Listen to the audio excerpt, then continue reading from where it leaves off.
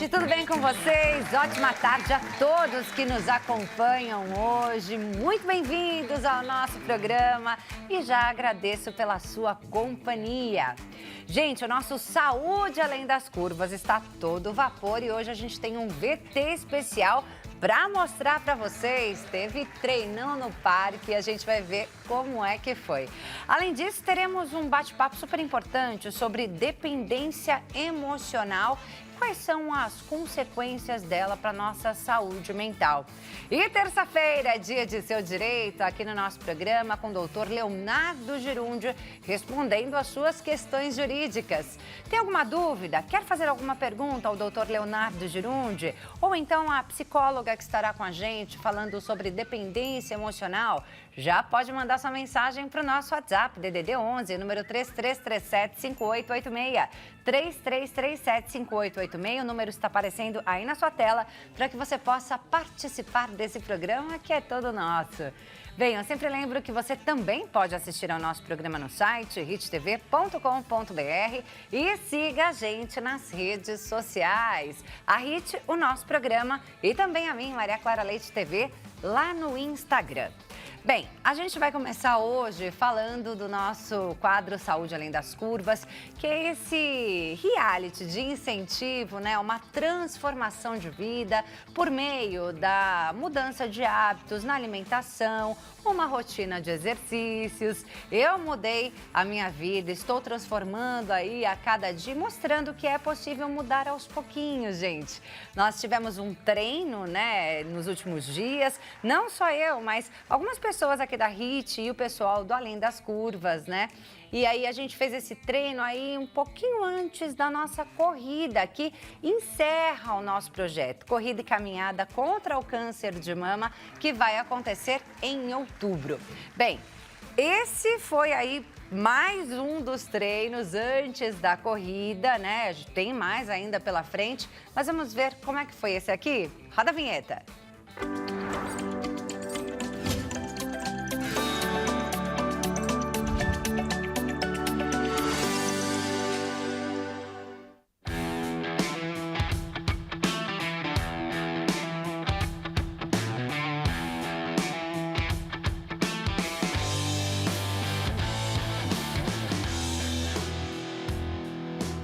Ibirapuera, Zona Sul de São Paulo. Esse é o cenário do treinão de hoje do nosso Saúde Além das Curvas.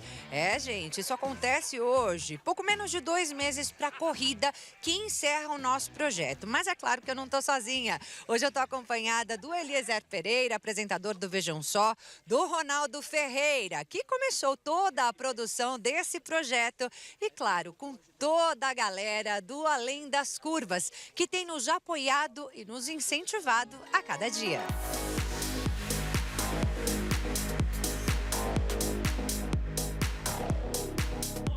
Agora sim, já uniformizada, vamos relembrar como é que tudo isso começou?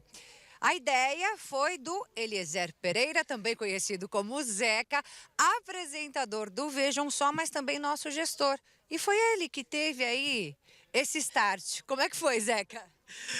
Clara, a ideia era trazer um pouco de movimento para o nosso programa também, né? E utilizar você, que muito bem comanda o programa e conduz, a incentivar quem está em casa a sair dessa vida de sedentarismo, de acomodação e trazer atividade física, né? Trazer vida para dentro de casa e para as pessoas também. Então, a ideia era incentivar você a fazer atividade física e para que, através da sua motivação e inspiração, as pessoas também fizessem. A única coisa que eu não sabia é que eu também teria que entrar nessa e fazer também, né? Então, hoje nós estamos aqui para esse treinão aí, na reta final dos preparativos para essa corrida aí. Espero que você em casa esteja motivado também, como nós estamos aqui nesse dia em São Paulo. É isso aí, não é só o Zeca não, viu? Nós desafiamos o Zeca, desafiamos Daniela Parisi, apresentadora do Consulta ao Doutor, também o Kleber Werneck, que é apresentador do Redação Hit. Estaremos todos juntos e não só eles, mas também Ronaldo Ferreira, que já é corredor há um tempão. E foi para ele que o Zeca lançou a ideia primeiro, né? O Ronaldo estava ali na produção E aí, quando o Zeca chegou com essa ideia para você, Ronaldo, como é que você recebeu? Eu achei ótimo, né? Primeiro, sabendo da importância da atividade física, mas também me veio a preocupação de se preparar para isso. Olha, quero fazer uma atividade, beleza, então vamos procurar profissionais. Então eu pensei no cardio, que é o primeiro passo, né? Pensei no Dr. Bruno Stefan, que falou, deixa eu falar com ele, sabendo que as pessoas têm que procurar um médico, saber se está tudo bem, né, com a saúde. E aí pensei também na questão da nutrição. Precisamos abaixar o peso e comer corretamente. Pensei na nossa parceira Silvia Salem. Falei, bacana, está aí uma dupla, agora eu preciso da terceira pessoa, um educador físico, que dê resultado, né, que é saúde em primeiro lugar. E pensei no Daniel do projeto Além das Curvas. E assim surgiu o projeto Saúde Além das Curvas. É isso aí. Aí a gente tem aqui o Daniel, que também abraçou a causa com muita alegria e com toda a equipe junto, né, Daniel? A gente começou dia 1º de abril, já faz aí alguns meses. E já deu para mostrar que realmente é possível ganhar muito mais saúde além das curvas, começando de pouquinho em pouquinho. De pouquinho em pouquinho. Eu lembro desse dia, né, o dia do desafio, né, que eu convidei você para fazer parte dessa jornada, né, de fazer parte da corrida de rua. E quando eu falei, você ficou um pouco indecisa se assumir esse compromisso ou não. E olha só onde nós chegamos. Né, ontem eu estava em casa lá, trabalhando na planilha dos meus atletas, inclusive na sua. De repente aparece lá no meu computador, né, Clara terminou o treino. E pela primeira vez você concluiu 10 quilômetros. Né, num processo gradativo, né, nós começamos, né, conforme eu falei, a gente ia começar bem devagar e ia evoluir de forma lenta, mas com muita segurança. E de repente você está correndo 10 quilômetros. Né, e para todo mundo é possível, conforme, né, eu conversei. Né, basta você querer, né, dar esse primeiro passo, começar, igual o Ronaldo falou, procurando profissionais da saúde para ter um trabalho feito com segurança. E o convite que eu fiz para você naquele dia, eu estendo para todos que estão nos assistindo agora. Quer mudar seu estilo de vida? Dê o primeiro passo. Vem fazer parte desse time, vem fazer parte do Além das Curvas.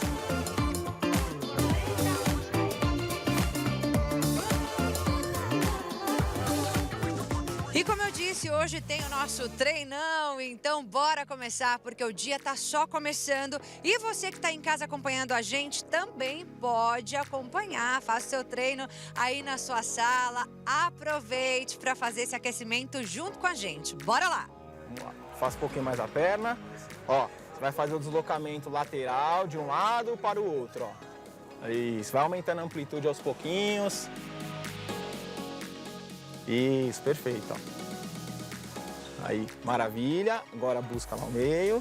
Vai no máximo de amplitude que você pode. Sobe o tronco e projeta o quadril um pouquinho pra frente, ó. Isso, mais uma vez embaixo. Agora você vai segurar o pé atrás. Vai levar lá na frente, ó. E busca a ponta do pé. O joelho de trás fica um pouquinho mais flexionado, tá? De novo, ó. Trás. Lá na frente.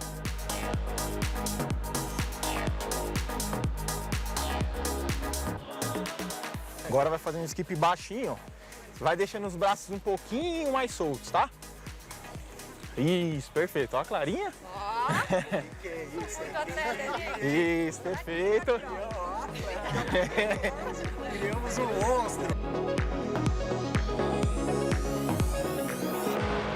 gente, esse é o Thiago Nunes, também preparador físico do Além das Curvas e também entrou nessa com a gente para nos ajudar a evitar lesões por meio do aquecimento. É isso, Thiago?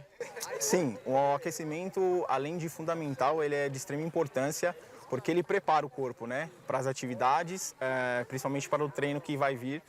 Além de preparar o corpo, prepara a mente também, né? Então, além de importante, é extremamente fundamental. É isso aí. E só para quem está em casa e ainda não conhece o projeto, explica para a gente o que é o Além das Curvas. O Além das Curvas é uma assessoria de treinamento esportivo, não só de corrida, mas corrida e triatlon, entre outras modalidades, né? Visando sempre entender as necessidades de cada atleta, fazia as prescrições de treinamento com base na ciência e nós nos reunimos para treinarmos juntos, se divertir. Então a gente sempre fala, né, que o Além das Curvas é mais que um time, ele é uma família, né? É isso aí, foi desse nome que surgiu o nome do nosso projeto Saúde Além das Curvas. Então bora continuar com o treino, porque está só começando.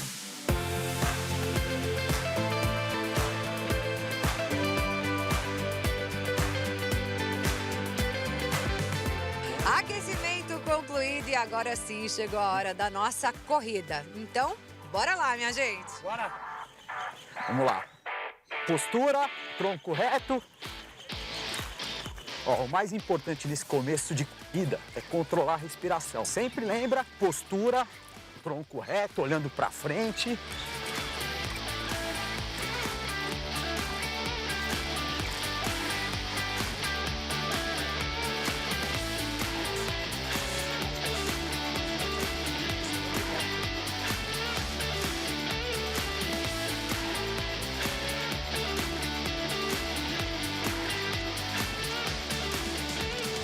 Muito bom.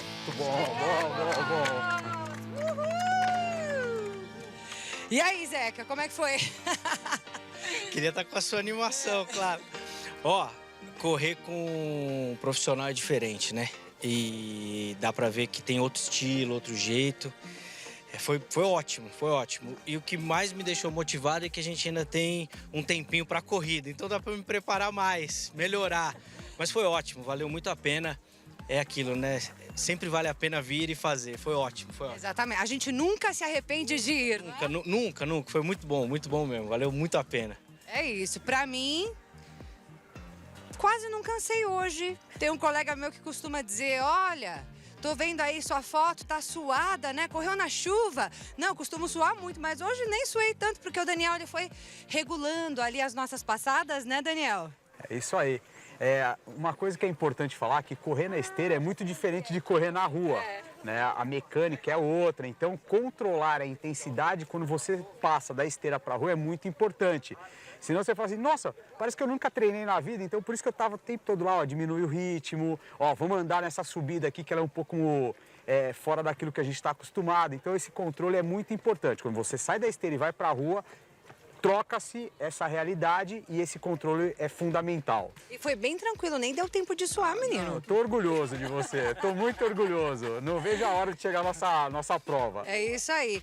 E aos poucos a gente vai crescendo no desempenho, como aconteceu aqui com o Ronaldo. Vem cá, Ronaldo, conta pra gente um pouquinho da sua história. Bom, em 2012, num exame de rotina na empresa, descobri que estava tudo alto, né? Colesterol, né, gordura, bom, enfim, a coisa estava feia. Então eu comecei aos poucos, né? Mesmo resistindo, comecei com uma caminhada, daqui a pouco uma corridinha de 100 metros, e daqui a pouco 1.000, 10.000 metros, 21 metros, e hoje, cada dia mais, a ideia é avançar. Né? Como você falou, o Zé que falou sobre arrependimento, né? Não vai bater arrependimento, até pelos resultados que você irá alcançar. A saúde é outra, a vida é outra, melhora o social, melhora a vida no geral. É muito bom. Isso aí, nada de arrependimento, vitória atrás de vitória. E no Além das Curvas tem várias histórias inspiradoras como essa que você acabou de ouvir. Vamos ver.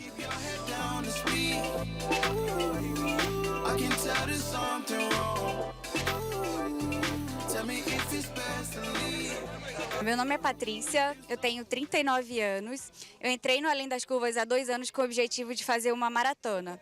Já tinha feito muitas meias, fazer uma maratona nunca tinha passado pela minha cabeça, até que eu vi o Daniel correndo com uma aluna e foi algo que mudou totalmente a minha vontade, né? Eu vi ele no quilômetro 35 ajudando as pessoas e foi ali que eu decidi que eu queria fazer uma maratona também. Bom, de lá para cá, no meio do primeiro ciclo de maratona, eu perdi minha mãe e eu posso dizer que foram os treinos que me tiravam de casa todos os dias, né? Então, foi faltando 2, 3 meses para minha maratona. Eu consegui fazer a maratona, foi algo muito renovador para mim. Estou agora no ciclo da minha 4ª maratona, 2 anos depois. E de lá para cá, muito além da minha saúde, né, da minha resistência física, mudou totalmente a minha vida social. Agora meus amigos são os amigos que fazem a corrida também. Me tiram de casa sábado às 5 da manhã, né? Então eu acho que você aí de casa procurando uma atividade física para sua saúde física, mental, passando por alguma coisa, a corrida ela vai te ajudar muito a você conseguir superar os seus problemas ou tratá-los de forma mais leve.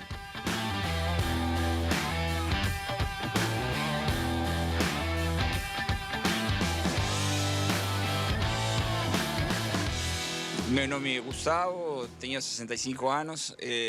Entrei no Além das Curvas após controle cardiológico que minha cardiologista orientou para melhorar minha performance física cardiovascular. E depois do contato com o Daniel, do trabalho com o Daniel, foi tudo ok, a performance cardiovascular melhorou para valer. E hoje estou feliz de ser integrante de Além das Curvas e recomendo para todo mundo os controles periódicos e o exercício físico, que sem dúvida não só melhora a parte de saúde, sino que qualidade de vida.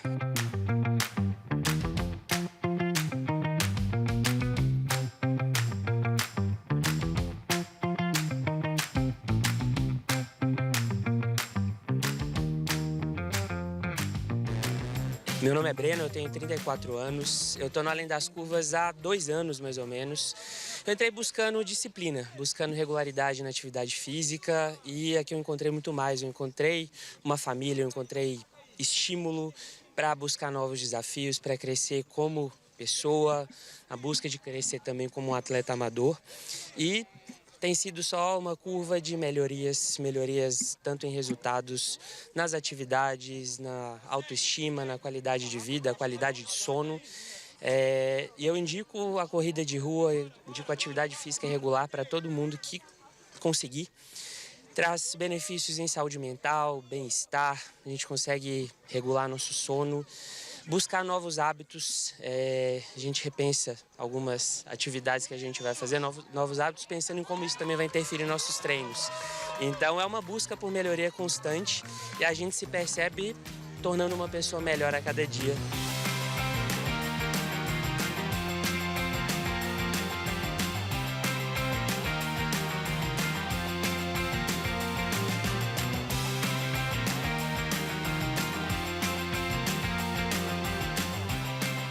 Meu nome é Kaique, eu tenho 33 anos, eu tô no Além das Curvas desde novembro de 2024. Eu comecei a correr com 2 objetivos, ganhar mais disciplina na minha vida e o segundo, parar de fumar. O Daniel propôs o desafio, né, de correr a primeira maratona em junho de 2025.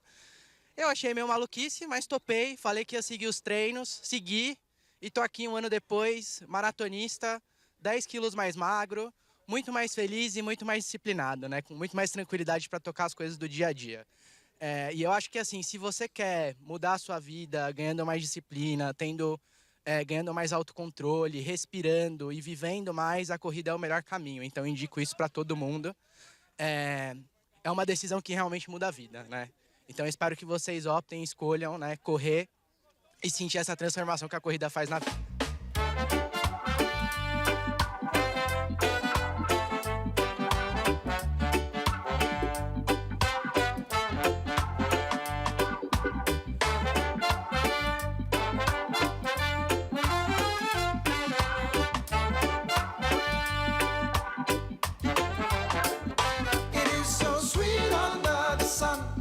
And even if my pocket's empty, I don't really wanna go to work.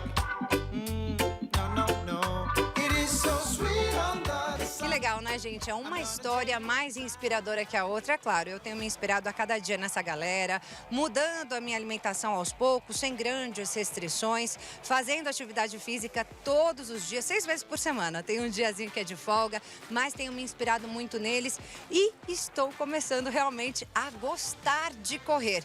E por que corrida, Zeca? Porque é o mais democrático, né, Clara? Cabe todo mundo. Todo mundo consegue onde estiver. é do jeito mais simples, inclusive de começar. Não precisa nem ser correndo, mas caminhando, como o Daniel falou, né? Aos poucos, colocando as atividades. Então é fácil. É só vir pra rua e correr. E dá para começar ainda hoje, né? Agora, vem. Mas antes de começar a correr, o que é preciso? Importante fazer o fortalecimento e o aquecimento, que é fundamental. E tem mais. E antes de qualquer coisa, procure um cardiologista, faça os exames que são necessários para começar com muita segurança. É isso aí, com tudo certinho, você já pode começar a treinar. E que tal participar da corrida e caminhada contra o câncer de mama do IBCC Oncologia junto com a gente, hein? A corrida acontece no dia 12 de outubro, aqui nos arredores do Parque Ibirapuera. É claro que você está convidado a começar a correr e ganhar muito mais saúde, além das curvas. Vambora, gente!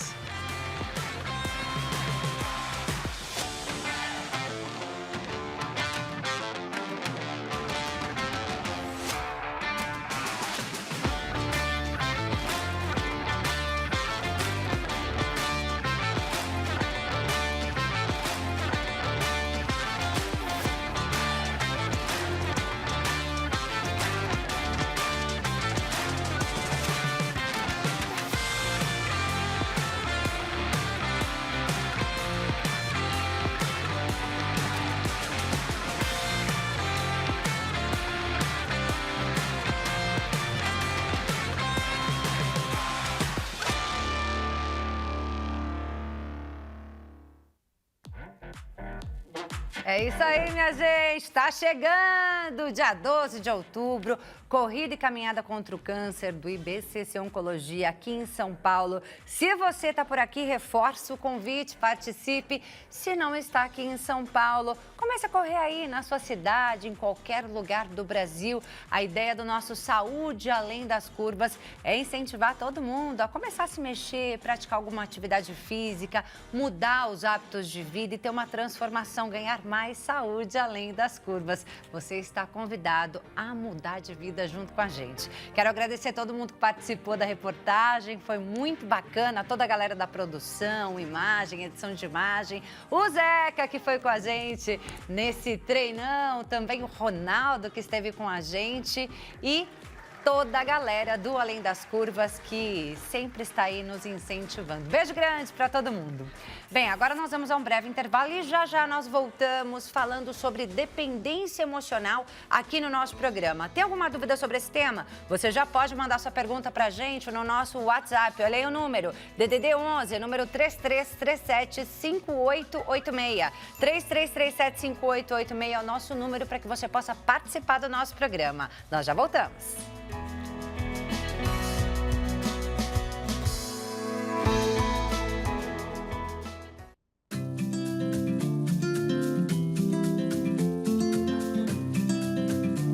Já voltamos com o nosso programa. Mais uma vez, seja muito bem-vindo. Agora é hora da gente falar de um assunto super importante, que é a dependência emocional e quais são as consequências dela para a nossa saúde mental, hein?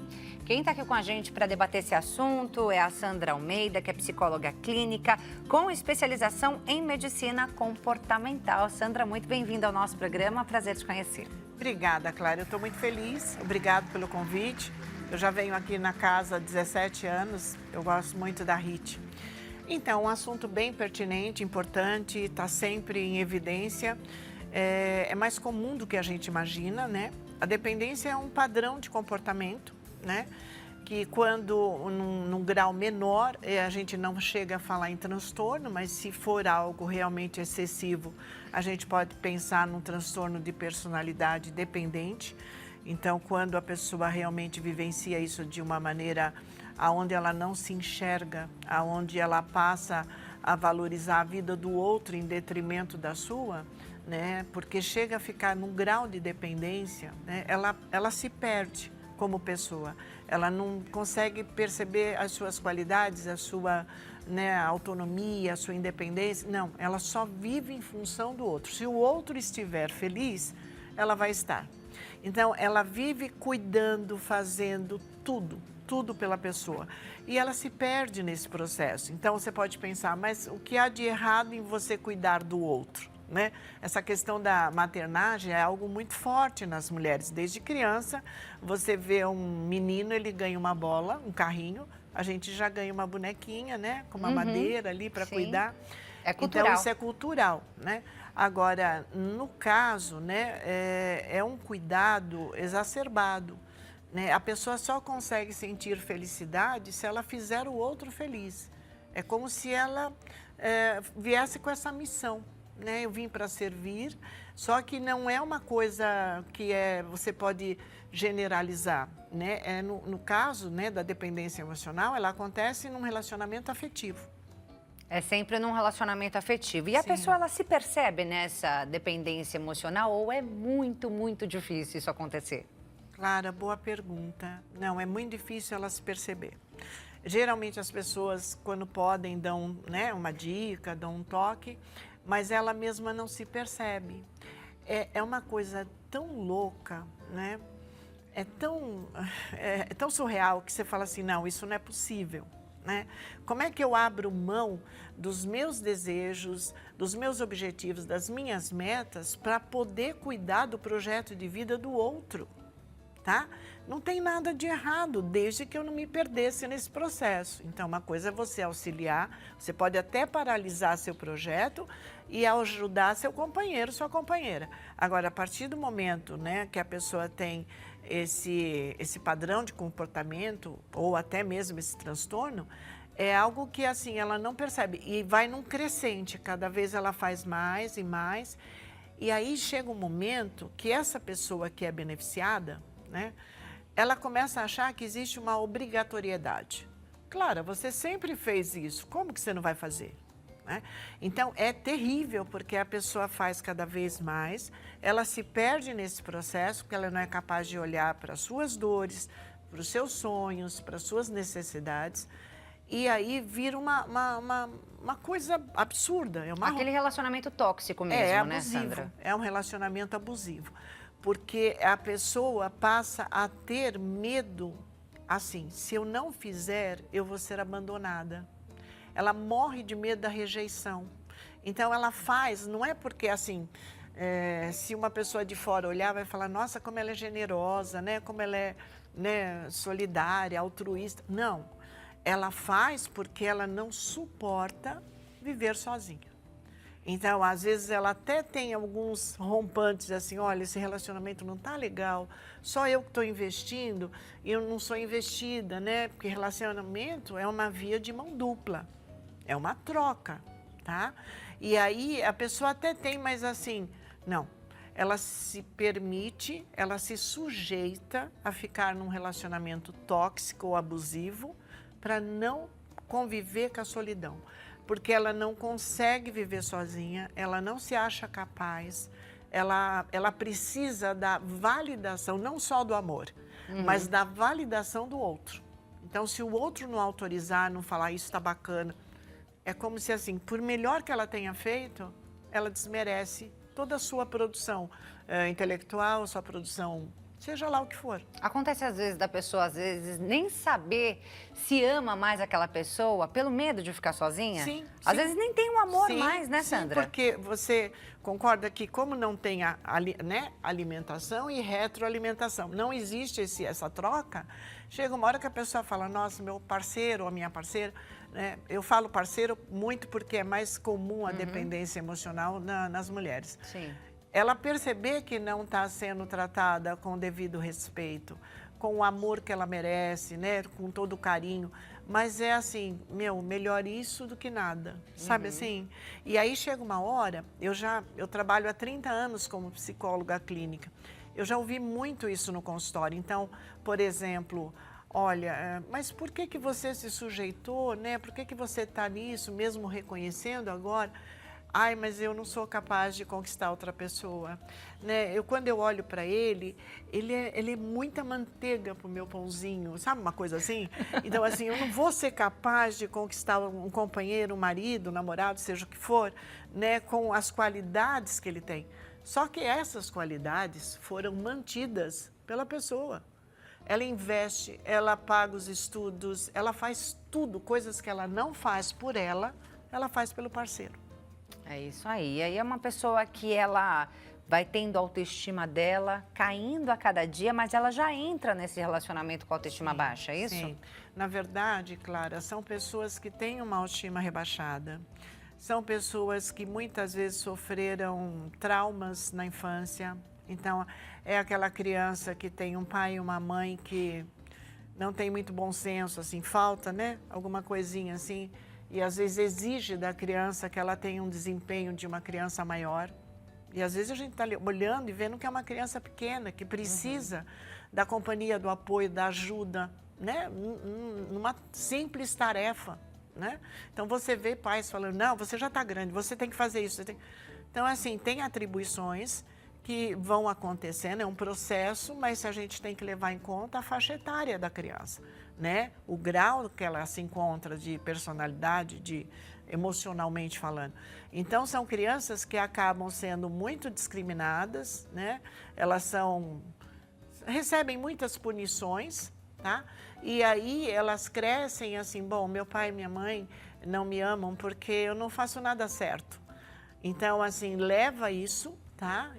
Elas sofrem bullying, leva isso para a vida adulta, e aí elas acreditam que só serão felizes se elas conseguirem estar num casamento, estar numa relação a dois.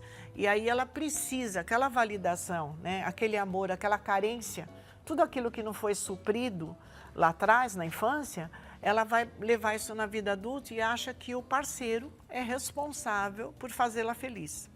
E, na verdade, a gente deveria, todos nós, né, estarmos muito bem com isso. Então, se eu entro num relacionamento, a pessoa não tem a responsabilidade de me fazer feliz. Feliz eu já sou, né? Ela tem que me agregar, ela precisa me complementar, porque feliz eu já sou, né? Com a minha profissão, com a minha família, meus filhos, com tudo que eu tenho, né? Então, essas pessoas, elas não conseguem reconhecer suas qualidades, sabe? Elas estão sempre se sentindo à deriva, sabe? Então, se alguém convida para alguma coisa, ai, sabe, aquilo é um acontecimento. Tá, não deixa de ser.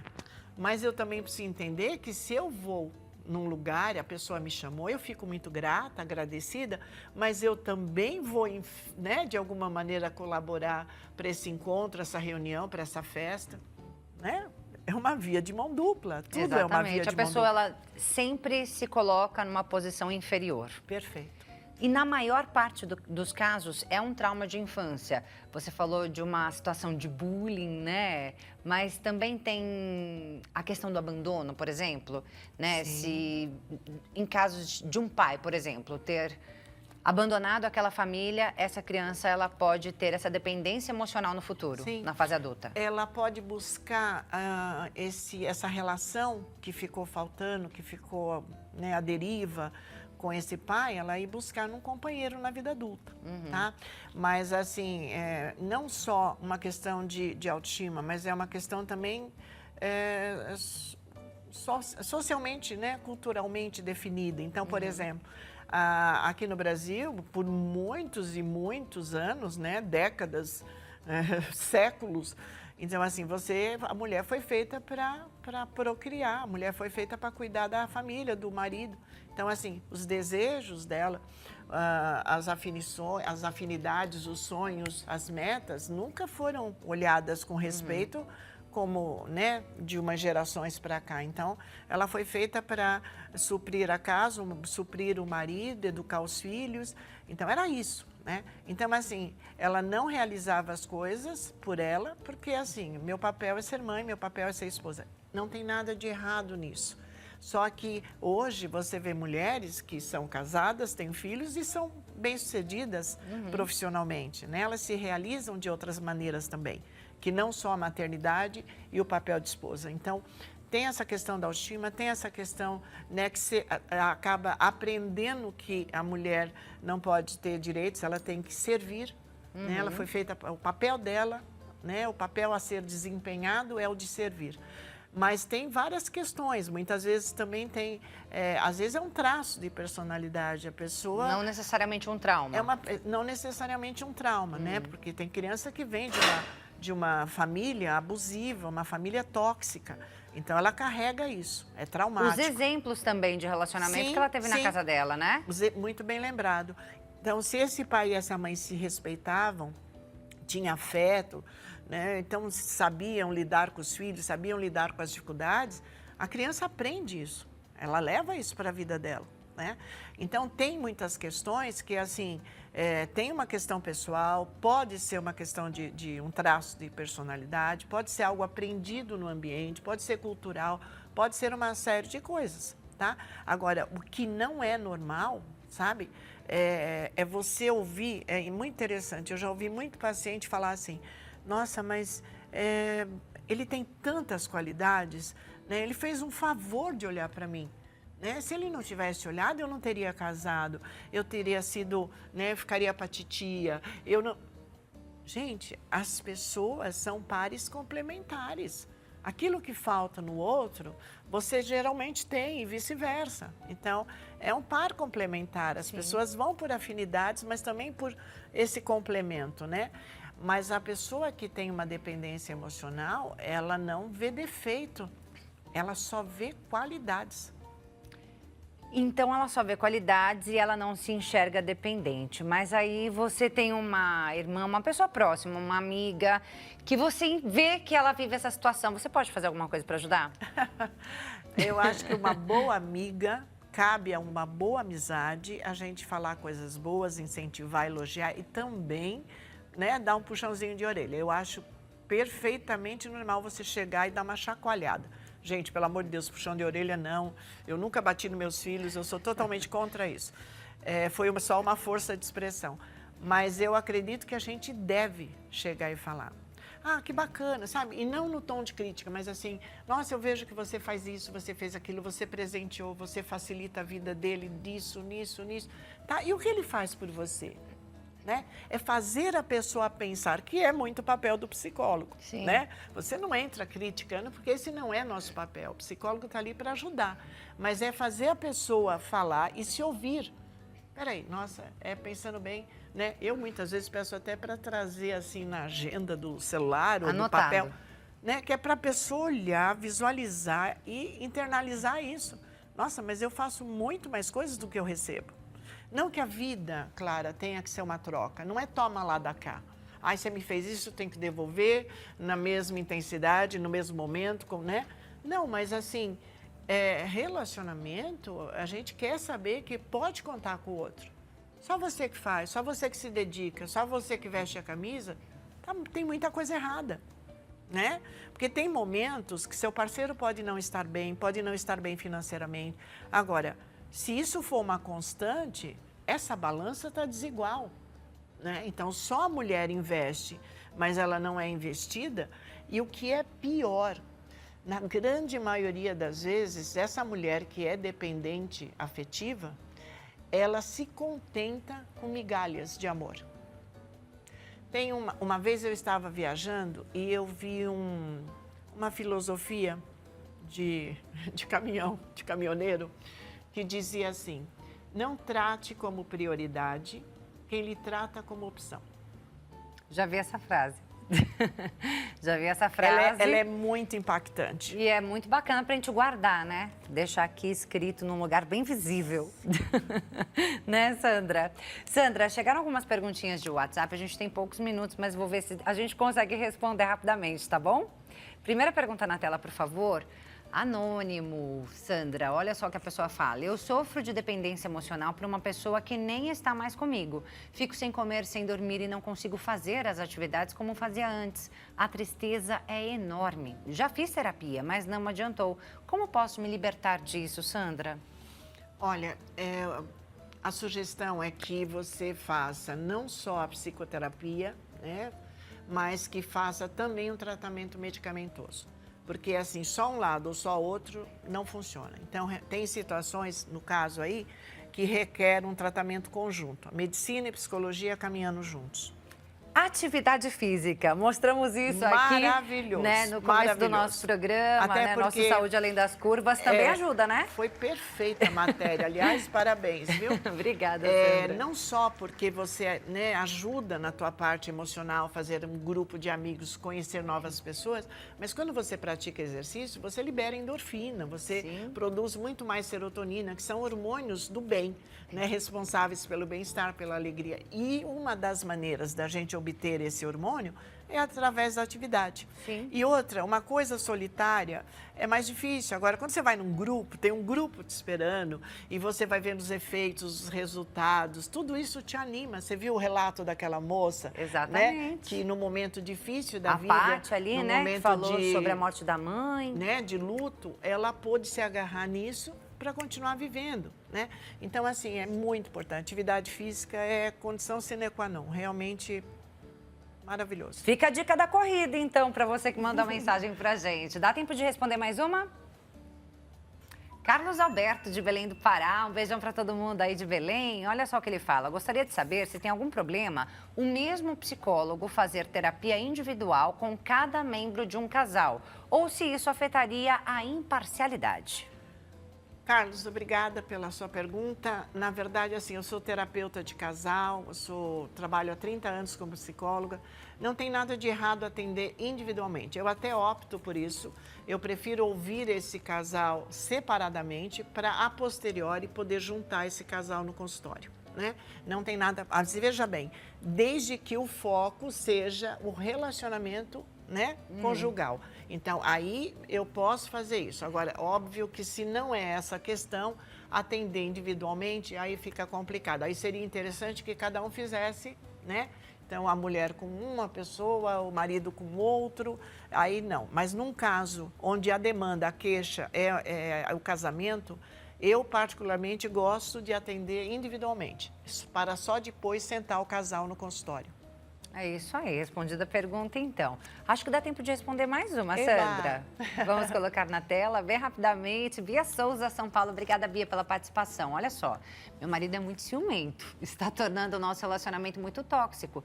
Ele controla minhas roupas, sempre quer fazer chamada de vídeo para garantir o que estou fazendo. Se o que estou fazendo é o que eu digo, mexe no meu celular, checa meu histórico de navegação, enfim, não sei o que fazer. Amiga, parece que você está numa prisão emocional, hein? Complicado, difícil. Veja bem, tudo numa dosagem, né, pequena é muito legal, tá? O ciúmes é natural que aconteça, esse cuidado, né, de estar junto, você tá bem, tô ligando para saber, ó, me liga quando chegar. Tem alguns cuidados que são esperados num relacionamento. Agora, a partir do momento que você se sente monitorada, né, que você está numa casa vigiada, como, né, um reality show, aí é complicado, porque invade tua privacidade. Eu acho que até pra gente, é uma pena, gente, que esse assunto a gente precisaria ficar uns 40 minutos ou mais. Mas, enfim, na verdade, a diferença entre o amor salutar, saudável e a dependência afetiva é justamente isso. Na dependência, a pessoa tem uma submissão, uma necessidade de fazer pelo outro, mas é aquele toma lá da cá. Eu estou fazendo por você e você precisa fazer por mim, né? Então, assim, eu existo porque você existe. Agora, no amor, o que acontece? Existe uma liberdade, existe o respeito, você confia no outro, né? Você torce pelo outro, você não precisa sufocar o outro. Gente, mais conteúdos da Sandra você pode encontrar lá no Instagram dela, Sandra Almeida, psicóloga clínica com especialização em medicina comportamental. Instagram, @SandraTatuapé, @SandraTatuapé. E o WhatsApp aparecendo aí para você também, DDD 11 9, 5 vezes 99999 3218, 99999 3218. Sandra, desculpa, nosso tempo acabou. Obrigada, prazer te conhecer, Mas foi ótimo, viu? muito obrigada, muito sucesso, viu? Estou muito feliz de estar aqui. Também muito feliz com a sua presença. Obrigada, amor. Valiosas as informações. Até uma próxima. Gratidão. Vamos agora a um breve intervalo e já voltamos. Continue com a gente.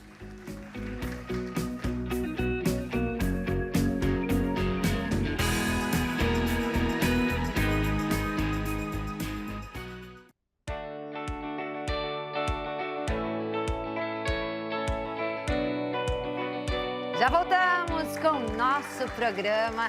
E agora é hora de Seu Direito aqui, gente, com o doutor Leonardo Girundi respondendo as suas questões jurídicas. E hoje ele vai ficar um bloco todo com a gente. Portanto, se você tem alguma dúvida, você já pode mandar a sua pergunta aqui para o nosso WhatsApp, DDD 11, número 3337-5886.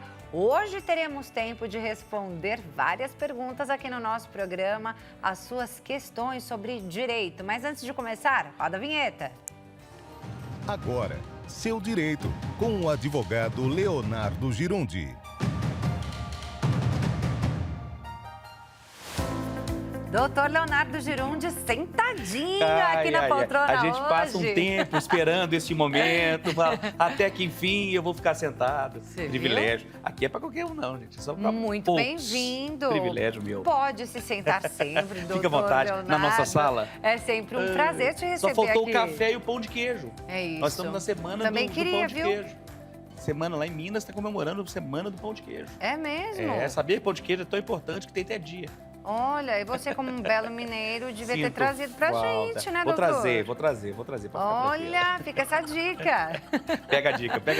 Pode não ser nessa semana, a gente... espera na próxima. A gente espera na próxima e aceita ainda, a gente aceita atrasado. Apesar que vocês aqui estão todos correndo, que eu tô sabendo, todo mundo fazendo ginástica, eu não tô trazendo, é por isso, para evitar de vocês porem culpa em mim. Estamos, brincadeira. Mudança de hábitos, estamos aí numa nova rotina alimentar, né, com cardápio adaptado, mas sem grandes restrições. Dá para comer um pãozinho de queijo. Que a gente faz a corrida para poder comer depois do pão de queijo. É isso. Mas vamos ao que interessa, né, doutor? Estamos aqui para responder as perguntas do nosso público e a gente já tem perguntinha, tá? Tem? Então vamos a elas. Tá aqui na minha mão já a pergunta da Mariana Oliveira, aqui de São Paulo. Obrigada, Mariana, pela sua participação. Ela pergunta o seguinte, doutor. Estou me separando após 12 anos de casamento. Temos 2 filhos pequenos e uma casa financiada no nome dos 2. Ele quer deixar a guarda compartilhada, mas só visita de vez em quando. E também não quer dividir a dívida da casa. Como funciona nesse caso? A guarda, a pensão e o financiamento. São 3 perguntas em uma. Muita coisa. Excelente pergunta. Abraço aí aqui. Mariana. Mariana, obrigado pela participação. São vários temas aí na mesma pergunta, né? Então vamos por etapas cada uma delas, né? Primeiro, o seguinte, que existe sempre uma confusão, e é normal que assim o seja, porque nem mesmo advogado que não lida com direito de família sabe muito bem o que é isso. Existe a confusão sobre guardas e sobre a questão de pensão.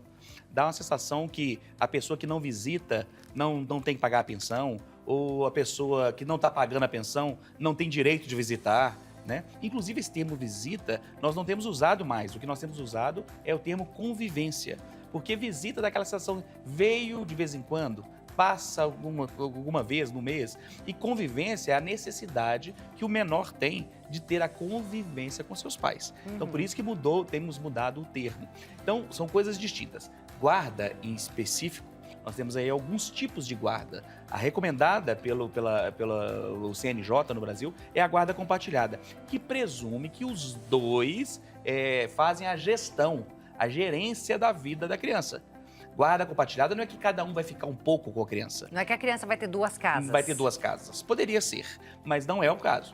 Guarda compartilhada é quando os 2 pais definem onde vai estudar, se pode viajar, qual o horário da escola, se pode passear no final de semana. Então, guarda compartilhada é quando os 2 detêm o poder ali, que nós chamamos de poder familiar sobre o filho. Quando é ao contrário, quando só um tem autoridade sobre o filho para definir a escola, nós chamamos de guarda unilateral, tá?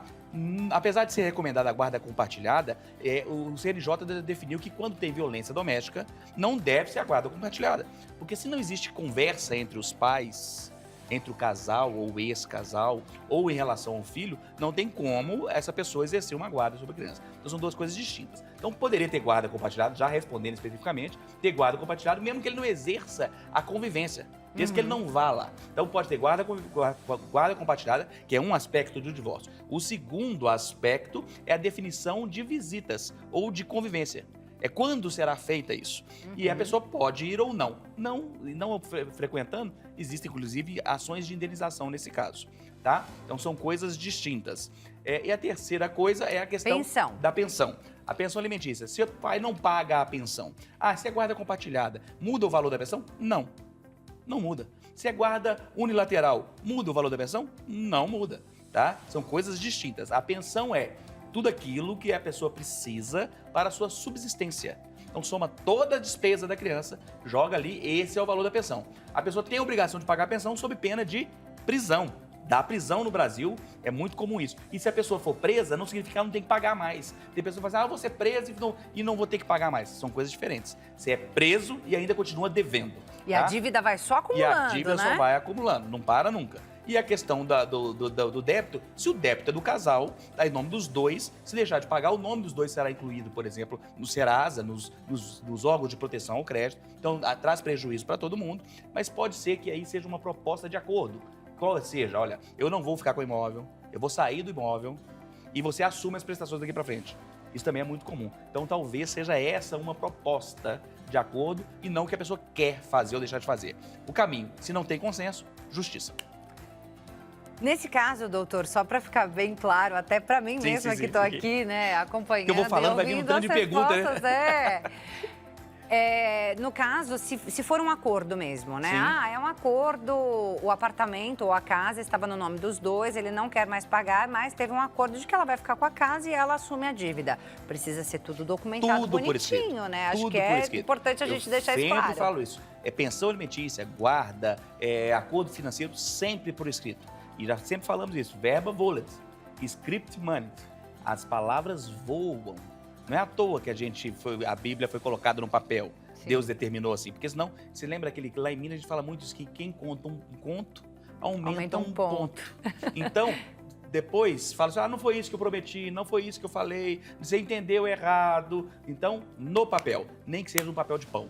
Aconselhamos que você procure um profissional, um advogado para fazê-lo, mas na pior das hipóteses, um papel de pão é melhor do que sua palavra. É isso aí. Vamos à próxima pergunta, então. Pergunta do Antônio Carlos, de Fortaleza, Ceará. Beijão para todo mundo de Fortaleza. Olha lá, a pergunta do Antônio é a seguinte. Minha mãe faleceu recentemente e deixou um testamento em que parte dos bens vai para um sobrinho, doutor. Eu e meus irmãos, diz o Antônio, achamos injusto, já que somos os herdeiros diretos. Até que ponto ela poderia decidir isso em testamento? E existe uma parte dos bens que obrigatoriamente deve ficar com os filhos? Só pergunta legal, né?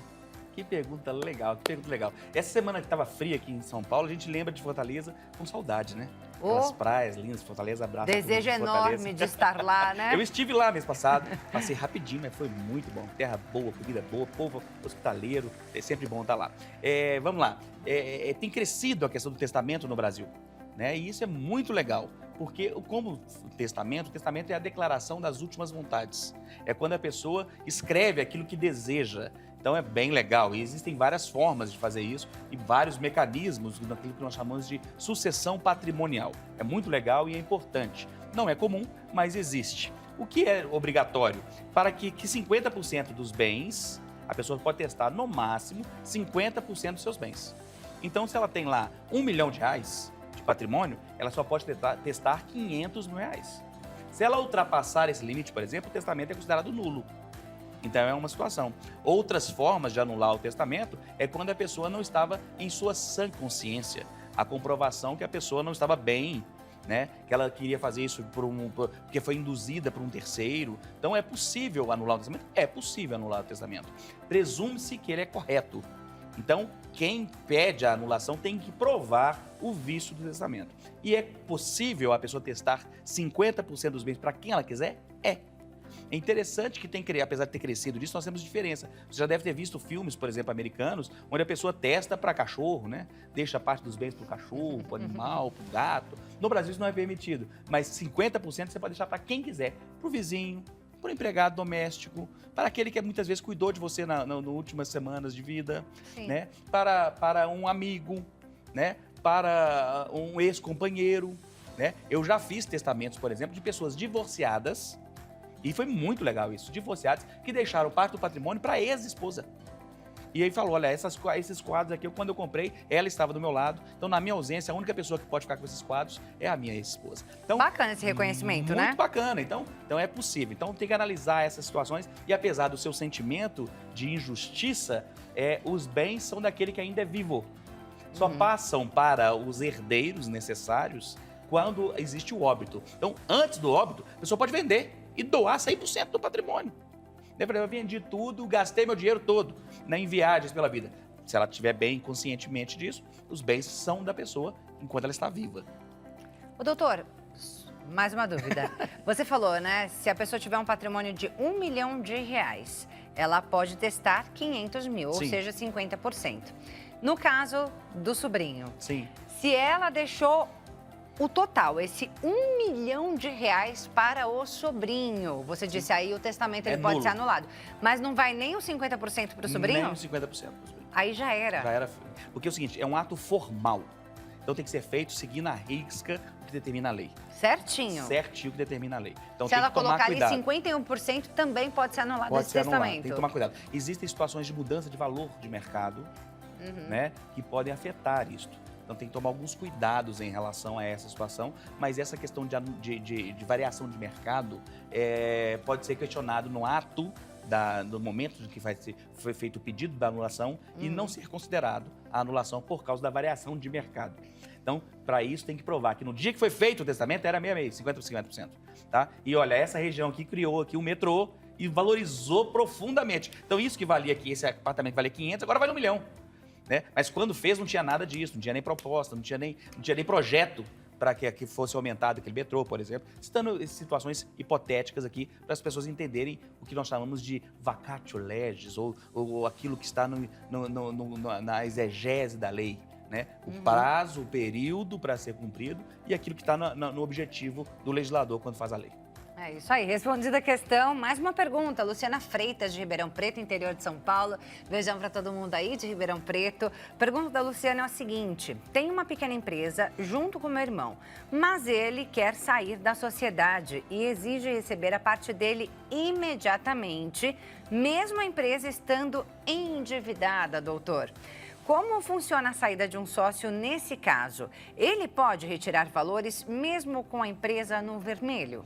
É interessante, boa pergunta também. Na realidade é o seguinte, é muito comum em empresas, no contrato social da empresa, nós falamos o seguinte, que a lei faz as partes ou melhor, o contrato faz as partes escravas entre si.